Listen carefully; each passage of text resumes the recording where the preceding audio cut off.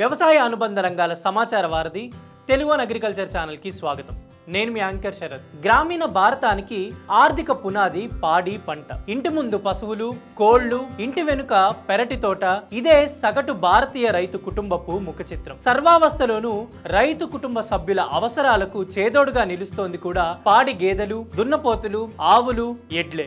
ముఖ్యంగా పాడి పశువుల విషయానికొస్తే అఖండ భారతంలో 28 రకాల దేశీ ఆవులు, ఎద్దులు, 7 రకాల గేదెల జాతులు ఉన్నట్లు ICAR national bureau of animal genetic resources గుర్తించింది. జాతీయ పాల వినియోగంలో 50% పైగా అవసరాలు తీర్చుతుంది కూడా ఈ బర్రెలే. ఈ మేలుజాతి గేదెలను వాటి బాహ్య లక్షణాల ఆధారంగా పశుపోషకుల క్రయ విక్రయాలు చేస్తుంటారు. సాధారణంగా పశువు శారీరక ఆకృతి, దేహదారుఢ్యం, కొమ్ముల ఆకారం, పాలిచ్చే సామర్థ్యాన్ని బట్టి గేదె జాతులను వర్గీకరించారు. వాటర్ లివింగ్ యానిమల్ గా అభివర్ణించే బఫెలోస్ లో ప్రపంచ వ్యాప్తంగా అత్యంత ప్రజాదరణ పొందింది ముర్రా బ్రీడ్. ఉష్ణ సమశీతోష్ణ పరిస్థితుల్లోనూ ఎక్కువ పాలిచ్చే తత్వం ముర్రా సొంతం. యావత్ భారతంలో ముర్రా గేదెలను పంజాబ్, హర్యానా రాష్ట్రాల రైతులు అధికంగా పోషిస్తున్నారు. ముర్రా బ్రీడ్ లోని సుగుణాలను గ్రహించిన ఆంధ్రప్రదేశ్, తెలంగాణ రాష్ట్రాల్లోని చిన్న పెద్ద డైరీల యాజమానులు సైతం వీటికి మొగ్గు చూపుతున్నారు. కుటుంబ పోషణ కోసం 1-2 బర్రెలు మేపాలనుకునే చిన్న సన్నకారు ఔత్సాహిక రైతులు కూడా ముర్రా బర్రెలను తెచ్చుకుంటారు. ఇంతలా పాడి రైతులను ఆకర్షిస్తున్న ముర్రా బ్రీడ్ లో వాటి జెనెటికల్ ప్యూరిటీని బట్టి ప్రీమియర్ ముర్రా, గ్రేటెడ్ ముర్రా, ముర్రా కేటగిరీలుగా విభజించారు. వాటి లక్షణాలను నిశితంగా గమనిస్తే చిక్కటి నలుపు రంగు శరీరం, 6 నుంచి 9 అంగుళాల పొడవున్న నల్లని కొమ్ములను కలిగి ఉంటాయి. వీటి కొమ్ములు దాదాపుగా రూపాయి సైజు రింగులో చివరను వంపు తిరిగి ఉంటాయి. ముఖం వి షేప్ లో ఉంటుంది. గుండ్రని కనుగుడ్లతో కళ్లలో మెరుపును కలిగి ఉంటాయి. శరీర ఆకృతికి తగిన మెడ, దాదాపు 6 అడుగుల పొడవైన శరీరంతో భారీగా ఉంటాయి. 2 నుంచి 2.5 అడుగుల ఎత్తు, కాళ్లతో ముద్దగిట్టను కలిగి ఉంటుంది. వెనుక భాగం వెడల్పుగా ఉంటుంది. మోకాళ్ల దిగువన తోక ఉంటుంది. తోక చివర కుచ్చలో పైన నలుపు, లోపల తెల్లని వెంట్రుకలు ఉంటాయి. చనుల మధ్య 4 అంగుళాల ఎడంతో మంచి పొదుగును కలిగి ఉంటాయి. 3 ఏళ్ల వయసు దాటిన ఆరోగ్యవంతమైన ముర్రా గేదె 550 నుంచి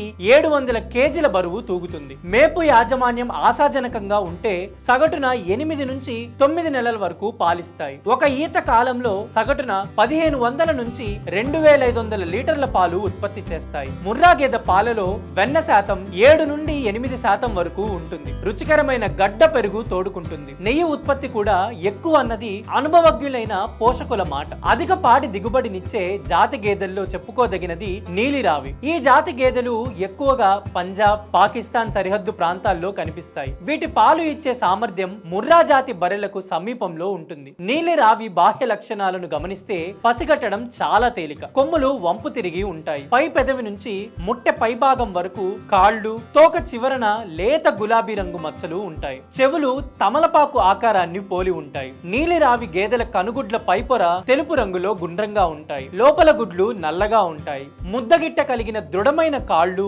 నలుపు రంగు చర్మంతో బలమైన దేహాన్ని కలిగి ఉంటాయి. ఇక నీలిరావి గేదెల పాల దిగుబడి విషయానికొస్తే ఒక ఈతకు సగటున 1500 నుంచి 1850 లీటర్ల పాలు ఇస్తాయి. మేలైన గేదె జాతుల్లో చెప్పుకోదగినవి సూర్తి బర్రెలు. ఇవి గుజరాత్ రాష్ట్రంలోని బరోడా, సూరత్, తలబ్దా, చరాటోర్, నడియాడి ప్రాంతాలకు చెందిన గేదెలు. ఇవి పరిమాణంలో మధ్యస్థంగా ఉంటాయి. సాధారణ నలుపు లేదా బూడిద రంగు చర్మాన్ని కలిగి ఉంటాయి. వీటి కొమ్ములు కొడవలి ఆకారంలో కిందకు వచ్చి వెనుకకు వంగి ఉంటాయి. వెన్నెముక నేరుగా ఉంటుంది. వెనుక భాగం పైన మొనదేలి చట్టానికి దిగి ఉంటుంది. బలమైన సన్నని కాళ్ళు, గట్టి గిట్టలను కలిగి ఉంటాయి. గొంతు కింద 2 తెల్లటి చారలు స్పష్టంగా కనిపిస్తాయి. పాడి విషయానికొస్తే ఒక ఈత కాలంలో 1500 నుంచి 1600 లీటర్ల పాలను ఇస్తాయి. వీటి పాలలో వెన్న శాతం చాలా ఎక్కువ. లీటర్ పాలలో సుమారు 8 నుండి 12% వెన్నపూస వస్తుంది. మంచి మేపు యాజమాన్యం ఉంటే ఎదిగిన పడ్డలు సగటున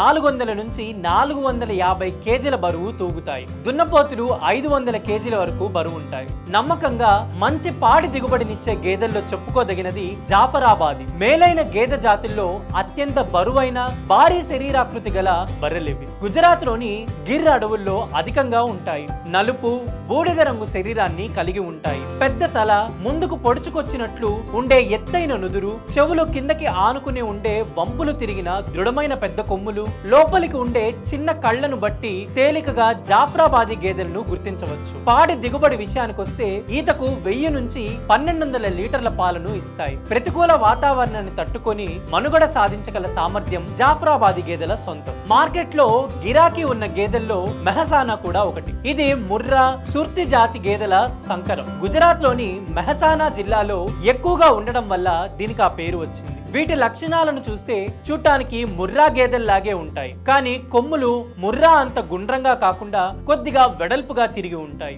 ముర్రా, సుర్తి జాతులతో పోల్చితే మెహసానా గేదెలు చాలా శాంత స్వభావాన్ని కలిగి ఉంటాయి. క్రమం తప్పకుండా పాలు ఇస్తాయి. పాల దిగుబడి ఒక ఈతకు 1200 నుంచి 1500 లీటర్లు ఇస్తాయి. మేపు యాజమాన్యం సరిగా ఉంటే కాలానుగుణంగా కట్టడంతో మంచి దూడలను కూడా ఇస్తాయి. గేదె జాతుల్లో విలక్షణ శైలిలో ఆకర్షించే బర్రె నాగ్పురి.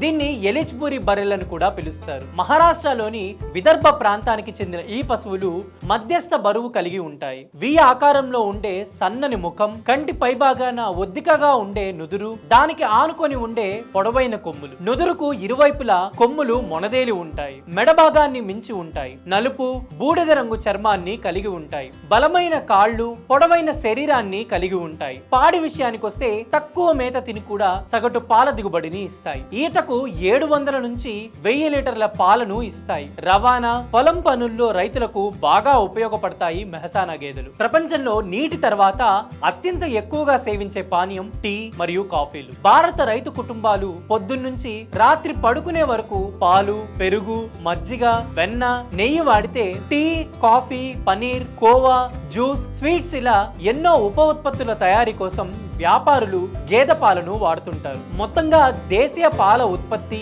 వినియోగంలో దాదాపు సగం అవసరాలను తీరుస్తుంది గేదెలే. ఆ తర్వాత స్థానంలో ఆవు పాలను వాడుతున్నారు. జాతీయంగా గేదె పాల వినియోగం ఎక్కువగా ఉండటానికి ముఖ్య కారణం వెన్న శాతం ఎక్కువ. గేదె పాలలో సగటున లీటర్కు 7 నుంచి 8% వెన్న వస్తుంది. పైగా సాంప్రదాయ భారతీయ ఉత్పత్తులైన పెరుగు, మజ్జిగ, నెయ్యి, పనీర్ తయారీకి చాలా అనుకూలం. చిక్కదనం ఎక్కువగా ఉండటం వల్ల టీ, కాఫీలు కూడా రుచిగా ఉంటాయి. ఆవు పాలతో పోలిస్తే గేదె పాలు త్వరగా పాడవు. నిల్వ సామర్థ్యం ఎక్కువ. సహజమైన సువాసన వల్ల మిఠాయిల తయారీకి కూడా గేదె పాల వాడకాన్ని మొగ్గు చూపుతారు. కొన్ని ప్రాంతాల్లో మాత్రమే ఆరోగ్యపరమైన అవసరాల కోసం మేక, ఒంటె, గాడిద పాలను వినియోగిస్తున్నారన్నది తెలిసిన విషయమే.